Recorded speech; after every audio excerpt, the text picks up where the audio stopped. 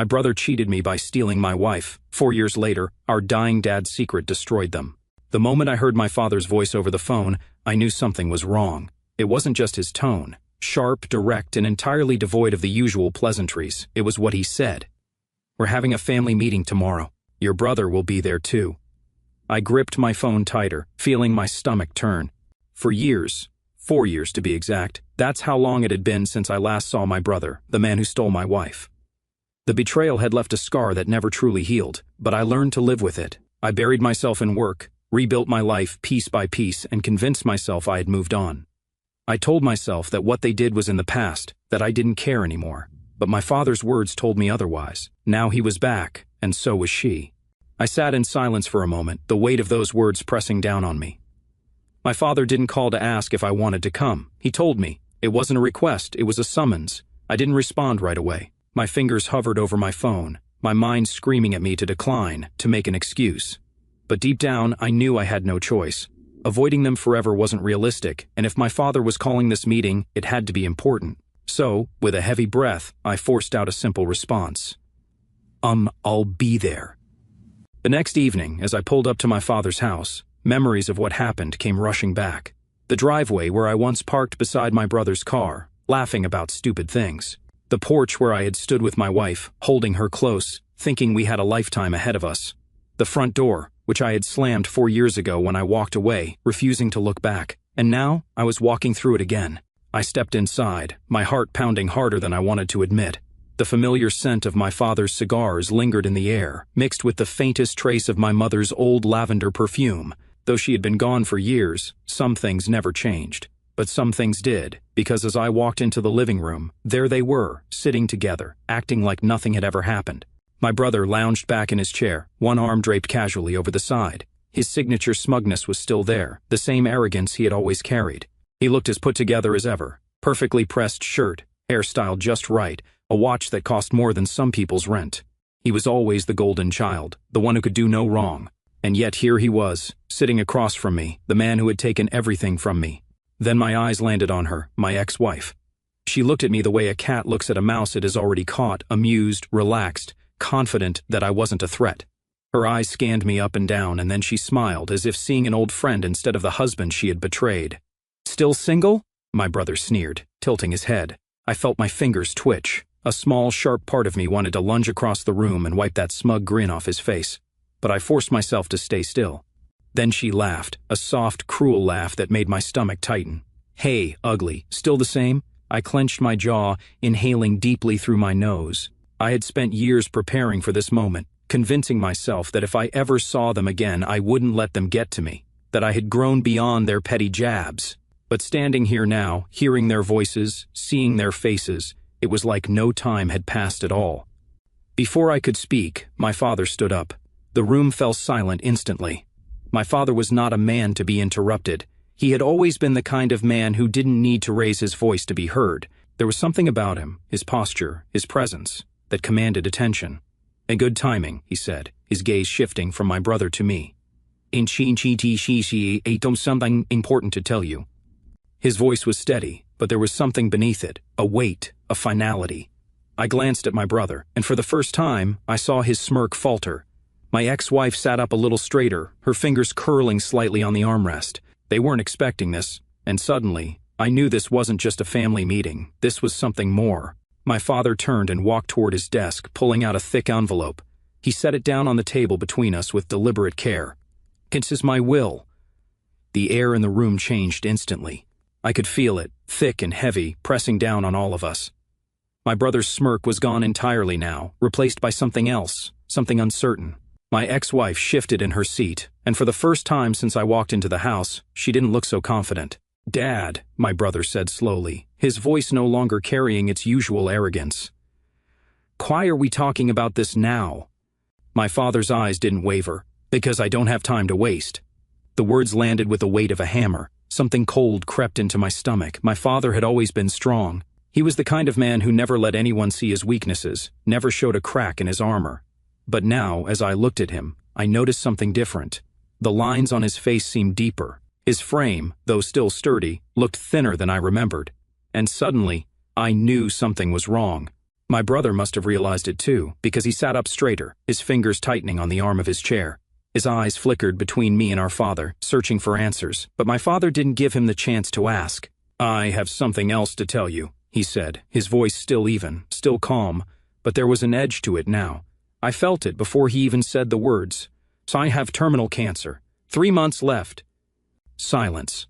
My brother's mouth fell open slightly, but no words came out. My ex-wife's smirk had completely vanished, replaced by something unreadable. For the first time since I walked into this house, neither of them had anything to say.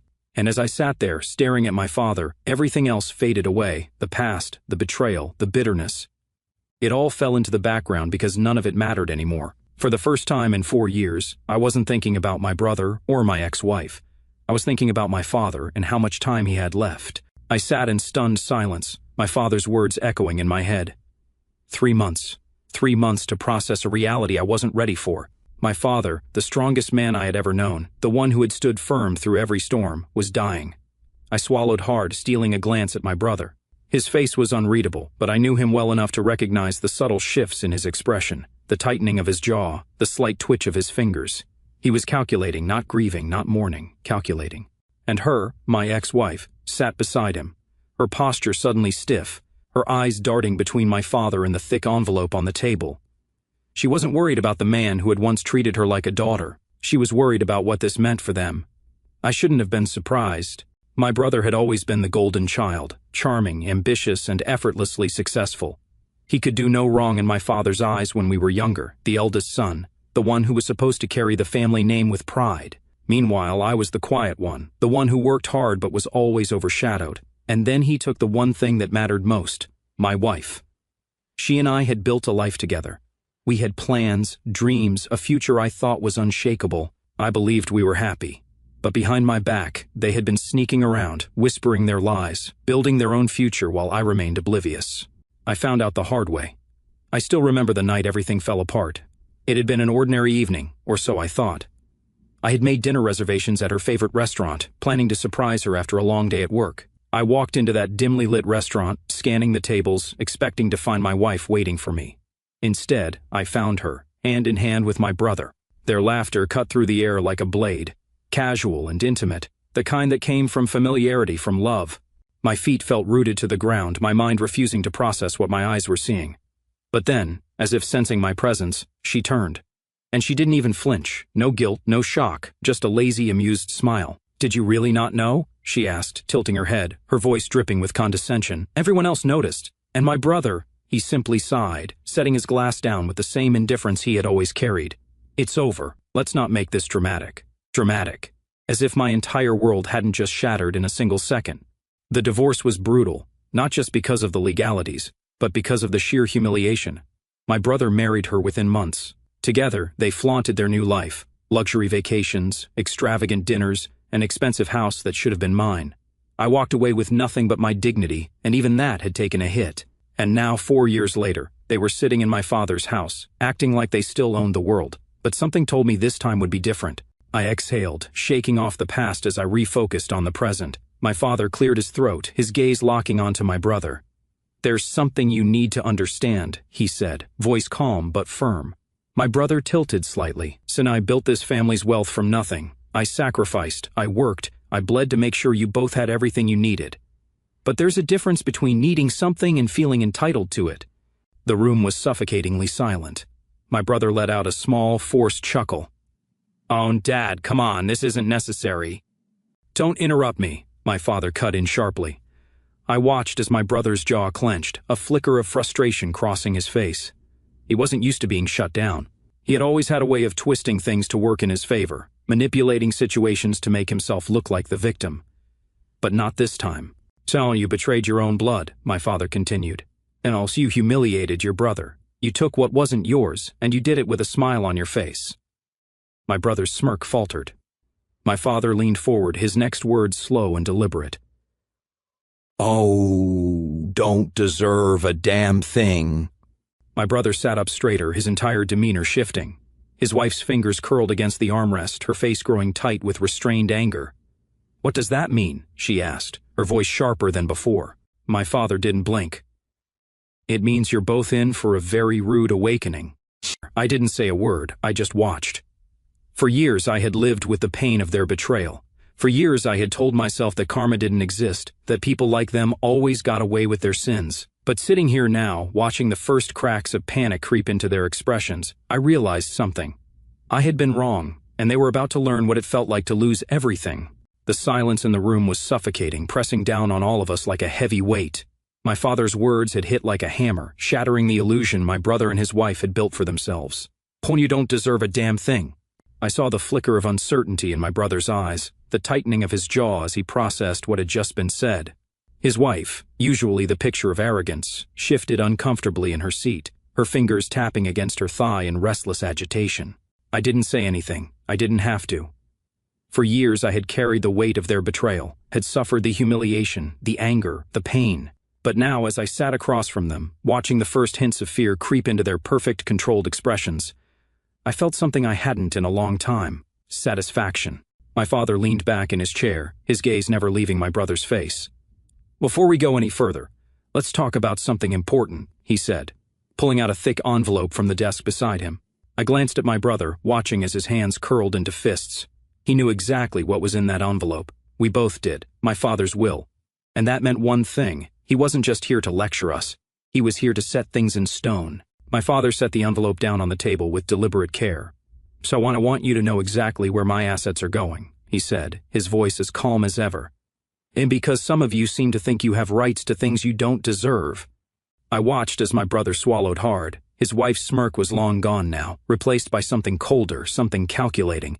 "Wait, Dad, why are we talking about this now?" My brother finally spoke, his voice tight. My father exhaled slowly, rubbing a hand over his face. "Because I don't have time to waste," he said. And then, the words that changed everything. "So I have terminal cancer. 3 months left." The air in the room seemed to vanish. My brother's back straightened so fast it was as if someone had yanked a cord in his spine. His wife's hand flew to her mouth, her eyes widening, not with grief, not with sadness, but with sheer raw shock. I felt my stomach tighten. I had suspected something was wrong. The weight in my father's voice, the way his clothes fit a little looser, the tiredness in his eyes. Signs I should have noticed earlier. But hearing it spoken aloud made it real in a way that knocked the breath from my lungs. 3 months. That was all the time I had left with the only parent I had.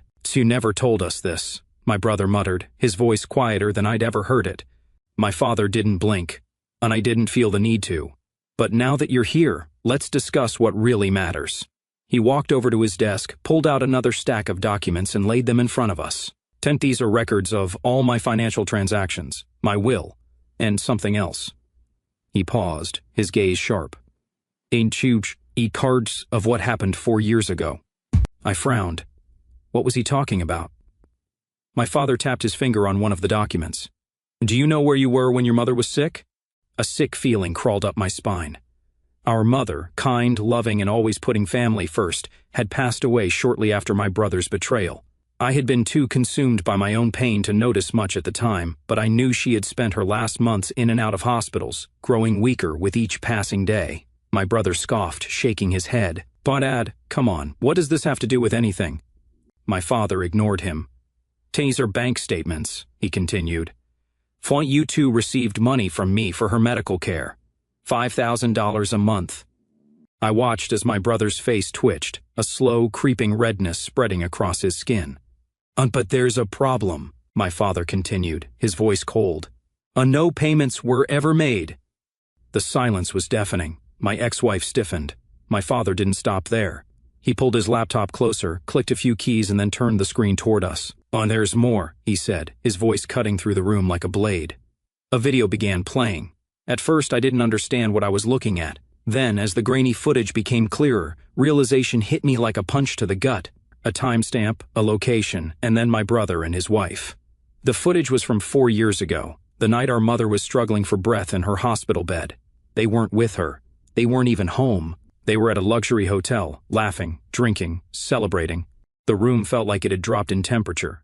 I turned to my brother, waiting for some kind of explanation, some pathetic excuse. But for the first time in his life, he didn't have one. His mouth opened and closed like a fish gasping for air, his face going from red to pale in a matter of seconds. His wife grabbed his arm, her nails digging into his sleeve. This is ridiculous," she sputtered, her voice just a little too high, a little too defensive. My father tilted his head. "Is it?" My brother slammed his hands against the table, his voice rising. "You think this changes anything? What do you want from me, Dad? An apology? Fine, I'm sorry. Are we done now?" My father's expression remained unreadable. "No," he said simply. "We're far from done." I let out a slow breath, my mind racing. For years I had believed that my brother and his wife had taken everything from me. But as I sat there, watching them unravel under my father's quiet, unrelenting judgment, I realized something. They weren't as untouchable as they thought, and this was only the beginning. The weight of my father's words settled over the room like a thick fog, suffocating and inescapable. My brother had always been good at talking his way out of trouble, twisting stories to make himself look like the victim. But now, he was speechless. For once in his life, he had no control over the narrative. I glanced at my father, who remained calm, his fingers resting lightly on the stack of documents in front of him. He had always been a man of few words, never one to waste time on theatrics. When he spoke, people listened. And right now, my brother and his wife were terrified. "And you abandoned your own mother for money," my father said, his voice eerily even. "And then, as if that wasn't enough, you stole from me." I turned back to my brother, watching as his face twisted with something between panic and fury. "That's not true," he said through gritted teeth. I don't know where you're getting this, but it's—" "Don't lie to me." My father's voice was sharp enough to cut through steel. He clicked a button on his laptop, and another set of images popped up on the screen. Bank statements, transactions, proof of extravagant spending that lined up perfectly with the months my mother had been sick. Thousands of dollars withdrawn from my father's account, money that was meant for her medical care. And where had it gone? Shopping sprees, luxury hotels, 5-star dinners. My ex-wife let out a breath, shifting in her seat. Oh, this is ridiculous. What are you even trying to prove here?" My father didn't even look at her. "On and I was blind," he said. "Blind to what you two really were." My brother let out a hollow laugh, shaking his head. "So come on, Dad, it's not like you're hurting for money. We didn't—" "And you let your mother die alone." The words slammed into the room like a gunshot. I felt my chest tighten, my hands curling into fists at my sides. My mother had deserved better. She had deserved to know that the son she had loved unconditionally wasn't off spending her medical funds on cocktails and luxury resorts. But she never got that, because my brother had made sure of it. I had been drowning in my own grief, my own heartbreak, and I had assumed that they were too, that they were just as devastated, just as lost. But now, as I sat here watching them, I realized they had never mourned at all. They had been celebrating, and something inside me snapped. "Was it worth it?" I asked, my voice low. "Whatever you spent that money on, was it worth it?" My brother shot me a glare. "Don't start." "Oh no, I want to know." I leaned forward, staring directly into his eyes. "And when Mom was in that hospital bed, struggling for every breath, were you happy? Were you laughing? Were you toasting to your new life while she was gasping for air?" "Shut up," he snapped. My ex-wife shifted again, avoiding my gaze. For the first time, she wasn't smirking, wasn't taunting me with that cruel little smile, because even she knew there was no excuse for this. My father exhaled sharply, rubbing his temples as if this entire conversation was draining what little energy he had left. "I'm done talking," he said finally. "And facts are right in front of you. I know what you did, and now you're going to face the consequences." A thick, tense silence followed, and then my brother laughed, a short, humorless sound.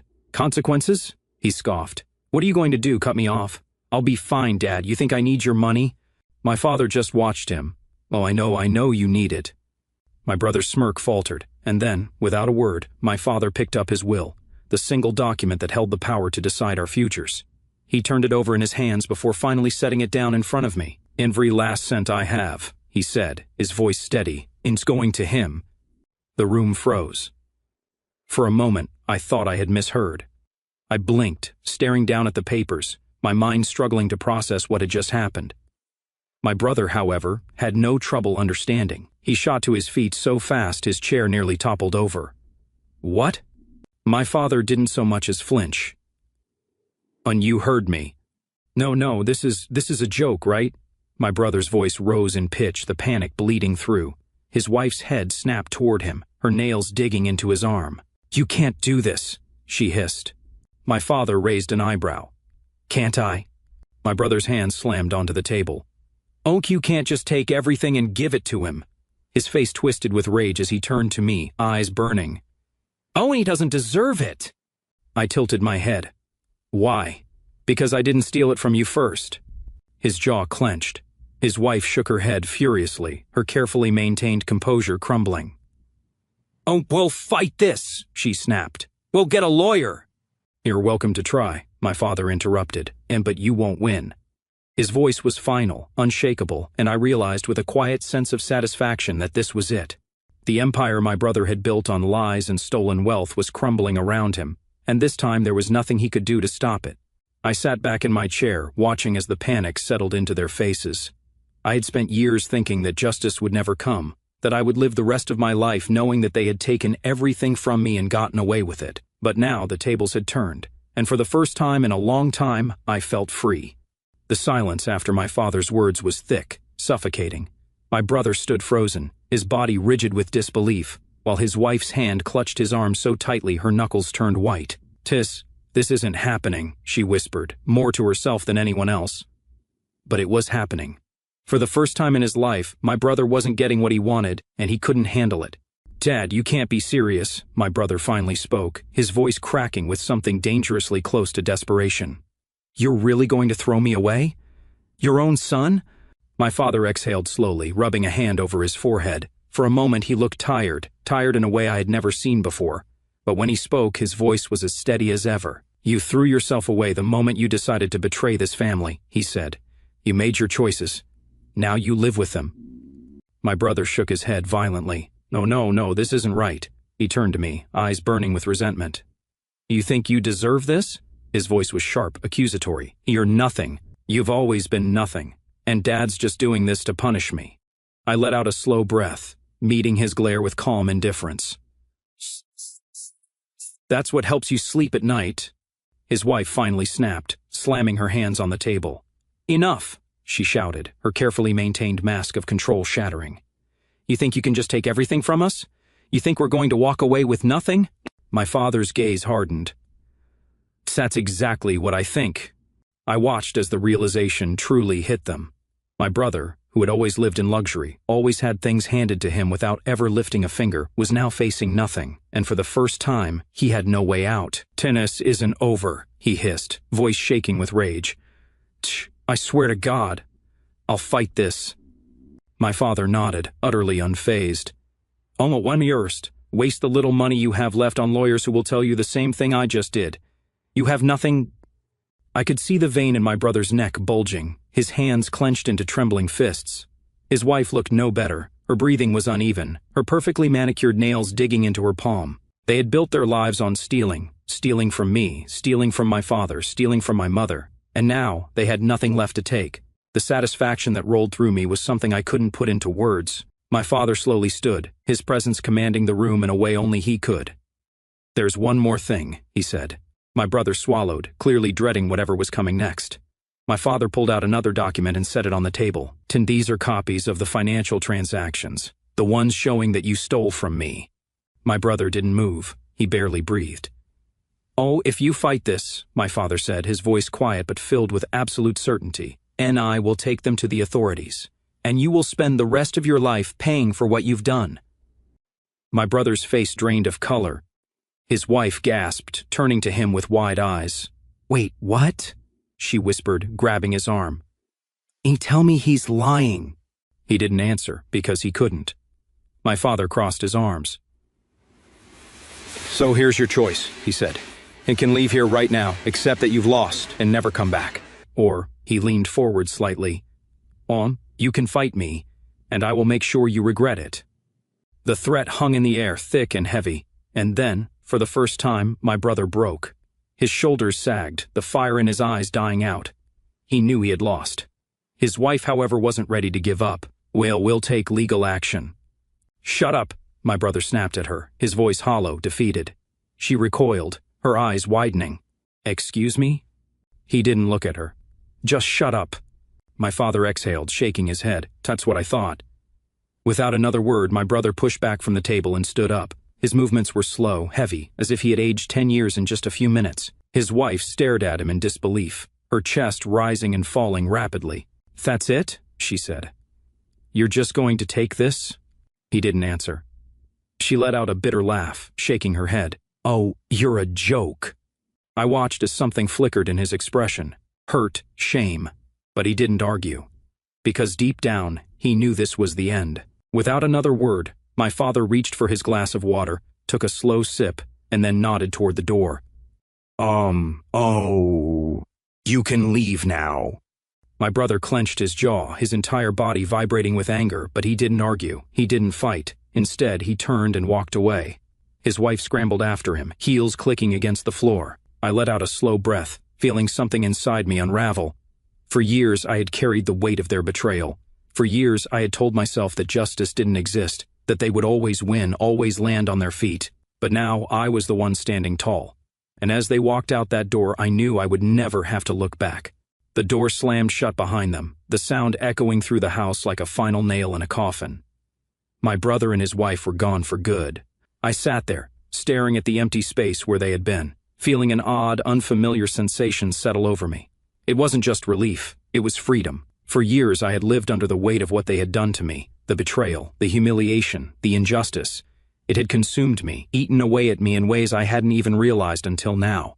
I had told myself that time had healed me, that I had moved on. But it wasn't time that healed wounds, it was justice. And justice had just been served. I exhaled slowly, turning to my father. He was still sitting, his fingers tapping lightly against the armrest of his chair, his expression unreadable. The strength in his posture was still there, but there was something else too, fatigue. 3 months, that was all we had left. I felt my throat tighten. "Dad." He looked at me, his eyes softer now. "And you did well," he said simply. I let out a hollow laugh. "Son, I didn't do anything." He shook his head. "You didn't lose yourself. Not like he did." I frowned. "And I almost did." He nodded, as if he had always known that. I glanced back at the door, my mind still replaying the look on my brother's face as he realized it was over. For so long he had been untouchable, the golden child, the one who always landed on his feet. But now, his world was falling apart, and I wasn't going to stop it. The fallout began. The first cracks appeared within a week. It started with the money, or rather, the lack of it. Without my father's financial backing, my brother found himself struggling immediately. The house, the cars, the lavish lifestyle he and his wife had built weren't maintained by hard work. They were maintained by handouts. And now, the handouts were gone. I got the first call 3 days later. I let it ring. Then another. Ignored it. By the 4th day, he tried a different tactic. A message: "We need to talk." No explanation, no apology, just 4 meaningless words. I deleted it. Cracks in the perfect marriage.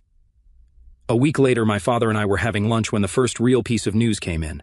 My father's lawyer had called with an update. My brother's wife had tried to contest the will, tried and failed. The look on my father's face when he heard was one of complete and utter amusement. She really thought that would work.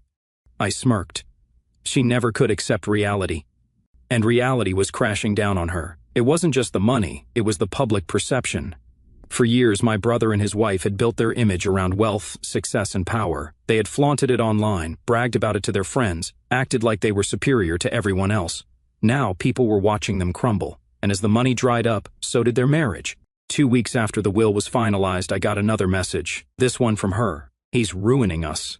Do you really want to see your own brother like this?" I stared at the words, letting them sink in. Ruining us. Not ruining himself, ruining them. Because of course, in her mind, this was never about his mistakes, never about the choices they made. It was about who was left to blame, and for the first time she was realizing that my brother had nothing left to offer. I didn't reply. I didn't have to. The collapse. By the time a month had passed, my brother was completely unrecognizable. The company he worked for, one that our father had helped him get into, let him go after his financial troubles became public. Turns out, executives don't take too kindly to fraud when it's splashed across legal documents. His wife, she left him. I don't know when or how, but one day she just vanished. She deleted her social media accounts, cut ties with mutual friends, disappeared into whatever hole she had crawled out of. And my brother, he was alone. The last message he sent me came exactly 5 weeks after the meeting at my father's house. "Are you happy now?" I stared at the screen for a long time. I thought about everything, about the betrayal, the years of pain, the anger, the nights I had spent wondering why I was the one who lost everything. And now, looking at his message, I realized something. I wasn't happy, because happiness had nothing to do with him anymore. I had my father, I had my peace, I had my freedom, so instead of replying, I did the one thing I should have done years ago. I deleted his number and I moved on. The storm didn't just hit my brother's life, it devastated it. Over the next few months, I watched from a distance as everything he had built on lies and stolen opportunities collapsed. And for the first time in my life, I didn't feel pity for him. Because the truth was, he did this to himself. The financial freefall. My brother had always lived a life of excess. Expensive vacations, designer suits, first-class flights. He was the type of man who never checked price tags because he never had to. Until now, without my father's support, he was drowning.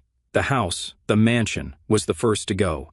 The bank seized it faster than he could fight back. Turns out, living on credit and empty promises only works when you have someone else's money to back it up. Then came the cars, the ones he had driven just to show off, the ones he had taken pictures with, captioning them with, "Our success isn't given, it's earned." Now gone. Repossession notices, frozen accounts, a rapid descent from power to nothingness. And the best part? It was all public. The same social circles that once worshipped him were now whispering behind his back. The same people who had toasted champagne with him were now laughing at him. And he couldn't stand it. The divorce. But his biggest loss, her, his golden trophy, my ex-wife, the woman he stole from me, convinced that life would be better with her by his side. She had stuck around for as long as she could. Maybe she thought the money would magically reappear. Maybe she assumed my father would have a change of heart and fix everything.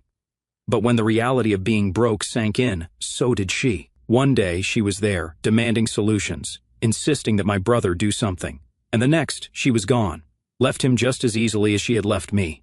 No warning, no farewell, just disappearance. I learned through a mutual acquaintance that she had moved out and filed for divorce within weeks. Took whatever small assets were still in her name and vanished into a new life. She had bet on the wrong man, and now she was looking for another one to save her. But my brother, he had nothing left to offer. Rock bottom. 3 months after my father cut him off, my brother reached his lowest point. I heard the rumors, how he was desperately trying to borrow money from anyone who would listen, how he had resorted to selling everything he still owned just to pay off debts, how no one wanted to help him. The mighty had fallen, and no one cared. And then, one evening I got a call, a number I didn't recognize. I let it go to voicemail, then another, then a text, "Please, just pick up." I stared at the screen for a long time. I knew exactly who it was, and I knew exactly what he wanted: money, a second chance, a lifeline.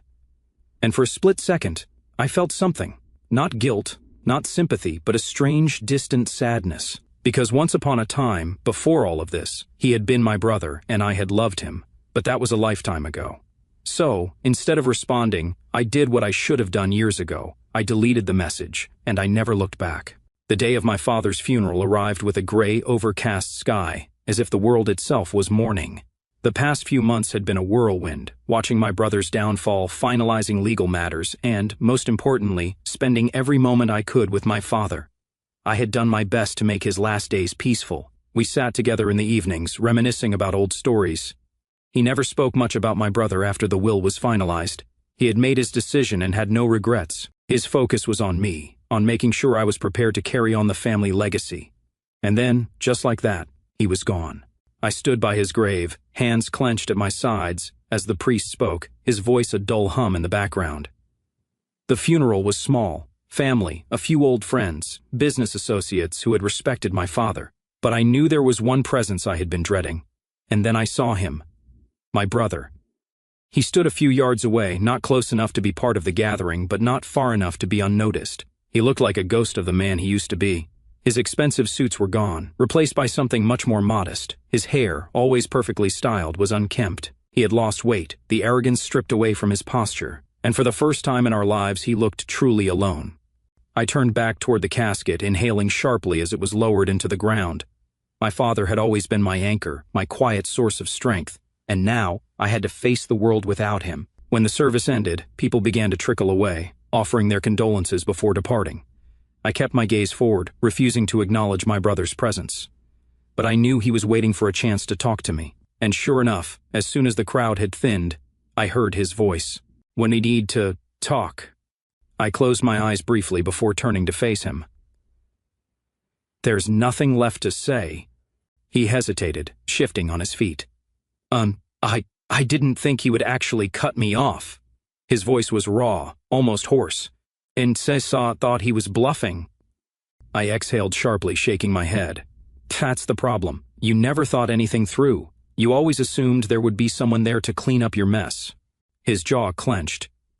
You don't understand how hard things have been. A bitter laugh escaped me. Hard? I took a step toward him. Hard is losing everything because of you. Hard is trying to rebuild my life from scratch while you lived in luxury. Hard is burying the only parent who still cared about me while you stood at a distance, too much of a coward to even say goodbye to him. He flinched, his shoulders sagging. No, I cut him off.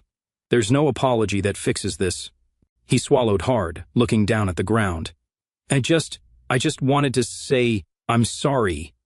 I stared at him for a long moment. I could see it now, the genuine regret, the loss. But it didn't matter anymore. Some wounds don't heal. Some betrayals can't be undone. I took a slow breath and looked him in the eyes one last time. Goodbye. And then I walked away. I didn't look back, and for the first time in 4 years I felt free. The weeks following my father's funeral were quieter than I expected. No more tense conversations, no more unexpected phone calls, no more looming presence of my brother trying to claw his way back into my life. It was just me now, and for the first time in years, I wasn't living in someone else's shadow. I spent most of my time at my father's house, the house that was now mine. It still felt strange, walking through the halls of my childhood, knowing that everything here belonged to me alone. I had spent so long being the forgotten son, the one left behind while my brother took center stage. Now it was his turn to disappear. I hadn't heard from him since the funeral. Part of me wondered if he had finally accepted that there was no way back, that the damage he had done was irreparable, or maybe he had just given up. Either way, it didn't matter anymore because I had no intention of looking for him. Instead, I focused on rebuilding, not just my father's estate, but my own peace of mind, the house that held memories. At first, it was difficult being in the house alone. Every room held memories, echoes of the past whispering through the walls. My mother's old reading chair by the fireplace, my father's study, where I used to watch him work late into the night, even the dining room, where so many family dinners had taken place before it all fell apart. But little by little, I started making it mine. I redecorated, replaced old furniture, cleared out the things that no longer held meaning, keeping only what truly mattered. It was my home now, and for the first time, I could breathe, letting go of the past. One afternoon, as I sorted through my father's belongings, I came across a photo album I hadn't seen in years. I hesitated before opening it, unsure if I was ready to face what lay inside. But as I flipped through the pages, I found myself smiling. There we were, my father, my mother, and me, long before the betrayals, before the bitterness, before my brother had stolen something that was never his to take. It reminded me that there had been good times, that my entire life hadn't been shaped by loss. And that realization, it was freeing, because for the longest time I had let anger define me. But I didn't have to anymore. A future of my own. With the estate settled, I finally allowed myself to think about what came next. For so long I had been caught up in the past, what my brother did, what my ex-wife took from me, what I lost. But now I was in control. I had the resources, the time, and, most importantly, the clarity to move forward. And I wasn't going to waste it. I started making plans, expanding my business, traveling, doing all the things I had put on hold while drowning in betrayal. Because this was my life now, and I was ready to start living it. The sun was setting as I stood on the back porch of my father's house, my house now. The sky was painted in soft hues of orange and pink, stretching endlessly across the horizon. The wind carried the scent of freshly cut grass, and for the first time in years, I felt something I had almost forgotten. Peace. The last few months had been a storm, a relentless hurricane of betrayal, loss, and reckoning. But now, as I stood here, staring at the vast land my father had built with his own 2 hands, I realized something. I had survived, and not just survived, I had won. Not in the way my brother would have defined it. To him, winning had always been about power, about taking from others to elevate himself. But my victory was different. I was free. I had no more unfinished battles, no more debts to pay, no more ghosts of the past whispering in my ear. I had walked through the fire, endured every loss, and come out the other side stronger, reclaiming myself. That night, I sat at the dining table, sipping a glass of whiskey, reflecting on everything that had led me here. I had spent years in the shadow of my brother's betrayal, feeling like a fool for trusting the people who had turned on me so easily. I had spent years questioning if I was too weak, too blind to see it coming. But now, I realized it wasn't my failure, it was theirs. They had destroyed themselves. I had simply endured. A life of my own choosing. For the first time in forever, I wasn't living in reaction to someone else's choices. I wasn't rebuilding my life because of what they had done. I was building it because I wanted to. I had the money, the freedom, and the clarity to go anywhere, do anything. The house was mine, the business was thriving, and there was no one left to hold me back. And it felt good. No more looking over my shoulder, no more waiting for the past to catch up with me, no more wondering if my brother would ever change. He wouldn't. And it no longer mattered. The final closure. One morning, I received an email from him. I stared at it for a long time before opening it. It was short, and I lost everything. I don't know where to go from here. If you ever cared about me, even a little, you'll help me, please.